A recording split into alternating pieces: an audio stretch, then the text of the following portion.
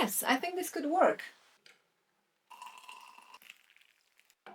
Hello and welcome or welcome back to my channel. I don't know why I never thought to film from this corner because this chair is actually very comfortable. And no, in case you ask, I don't play any musical instruments. The guitars and ukulele that you see behind me, they belong to my children and my husband. Unfortunately, I have no such talents. So this year I've read quite a few classics. I have fallen in love with classics all over again. And there are some classics that have just refused to leave my mind. They're not necessarily my favorite or the best books I've read this year, but they are books that disturbed me or challenged me or left me with questions that I can't quite answer. Either way, they seem to have taken a permanent residence in my brain and I would like to share them with you. I might actually make it a new tag and tag some booktubers in here. I have never done this before. I'm completely new to this, so there's absolutely no pressure for you to do a similar video, but it genuinely interests me whether other booktubers have had similar experiences. I don't think I'm going to apply any rules here. I mean, I have 5 books on my list, but feel free to put however many you want. And also, I've only included the books that I've read this year because they kind of more fresh in my mind, but feel free to talk about classics that you may have read in previous years as well. So let's dive in. The first book on my list is The Driver's Seat by Muriel Spark. This is unlike anything I have read ever before, and I don't say it lightly. This was recommended to me by one of the subscribers, one of my first subscribers, and I read this in January, and since then this book is haunting me. It is written by Muriel Spark, who was a Scottish author, and this particular book was published in 1974. We follow Lisa, who travels abroad on what seems to be this impulsive, a bit chaotic trip that is supposed to be her holiday. She's eccentric, unpredictable, and there is this strange energy around her that keeps you on edge from page 1. You think you're reading about an odd but harmless character until the story twists and takes you to places that you couldn't possibly anticipate. And it doesn't help that in this book, the way the narration is done is very interesting because the narrator here doesn't know anything. He or she asks us readers questions directly about the main character. What is Lisa thinking? Who knows what she's thinking? What is she going to do next?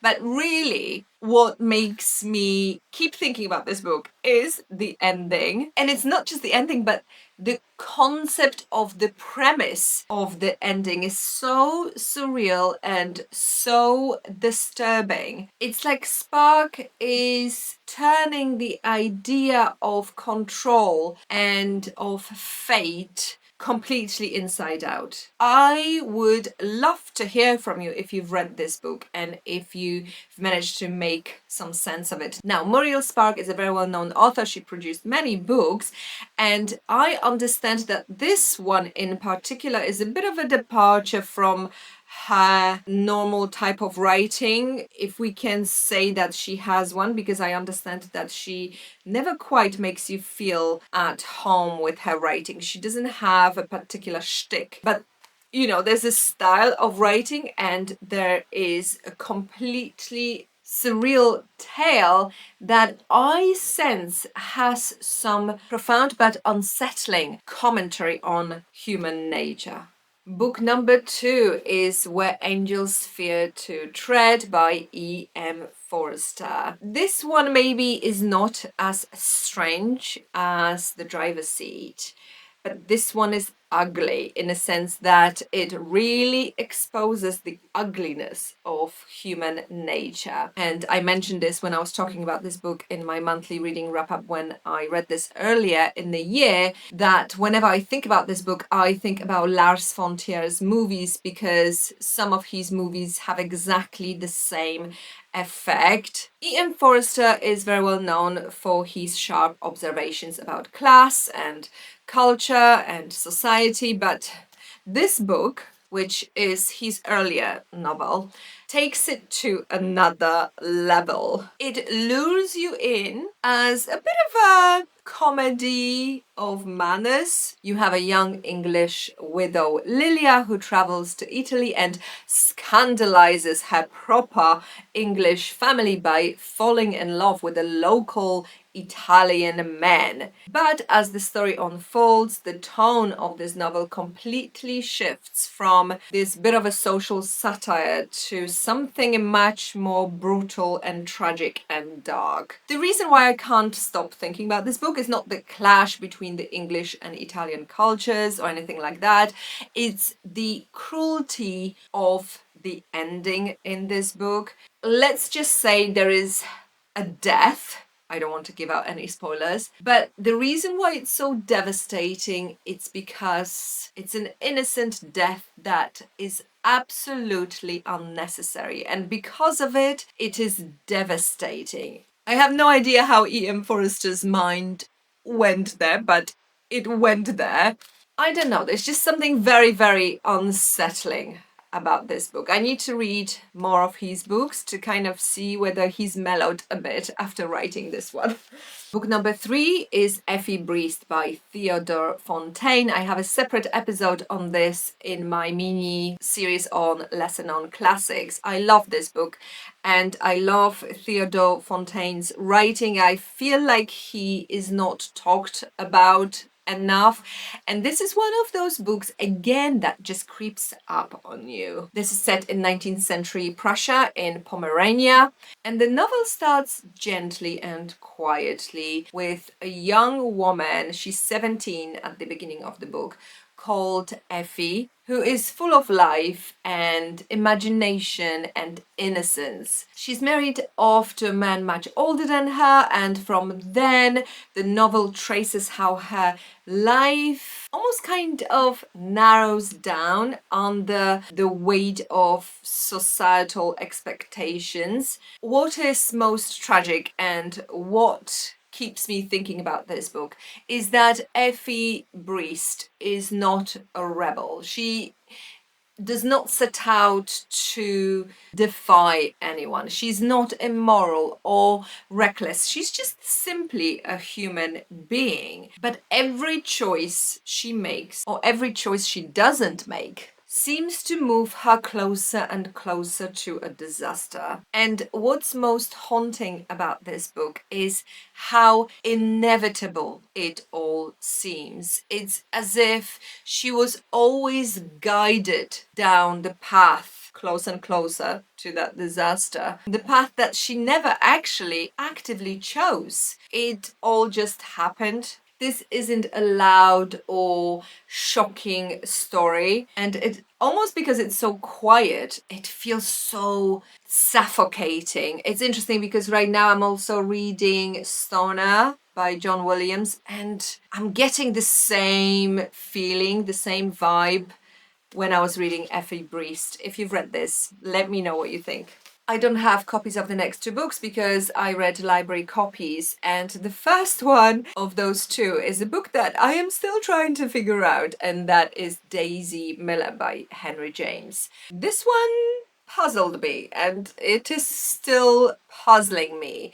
It's a short novella. It tells the story of Daisy, who is a young American woman, and she is traveling through Europe. She is spontaneous, she is curious, she is what we, I guess, would call today refreshingly unfiltered.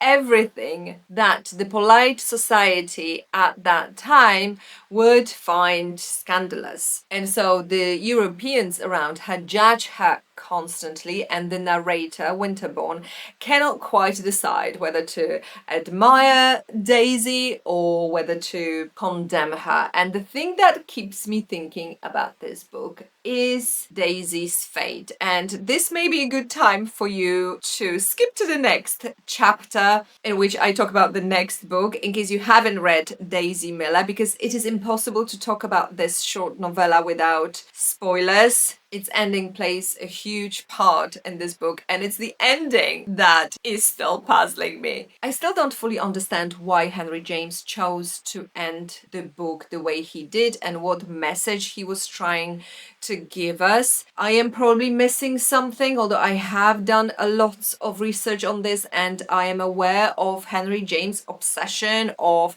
European versus American culture. But please, can someone tell me, was Daisy being punished for being too free in a world that demanded restraint? Or was it just pure realism to portray the ways the world just simply chews up anyone who is trying to go against the rules? I have gone back and forth on this many times. I probably need to reread the book, and maybe that's the genius of Henry James. Maybe he meant to leave me questioning about what it means to truly live and about the meaning of virtue and judgment. The final book on my list is, not surprisingly, Ethan from by Edith Wharton. If you've read this book, you know why I can't stop thinking about it, because you probably can't stop thinking about it either. Let me say this: if you fancy yourself reading something that has an atmosphere of complete emotional despair, read Ethan from. Set in a bleak New England winter, this novel tells the story of Ethan, who is a farmer, trapped in a loveless marriage, but also equally unforgiving landscape, which is absolutely beautifully described in this book. And when a glimpse of happiness enters his life, it only deepens his suffering because he knows it cannot last. This is a story where hope feels like a cruelty. It feels like a cruelty because it just makes you think about things that you cannot have. And I dare you to read this book and not think about the ending for days on after. It lingers, I think, because it's about a life that could have been but wasn't. Have you got a book like that? A book that has stayed with you for reasons you can't quite explain, and maybe wasn't your favorite book, but for some reason you just can't stop thinking about this book and it lingers in the back of your mind? Let me know in the comments below. Thank you very much for watching, and I'll see you next week as always. Bye for now.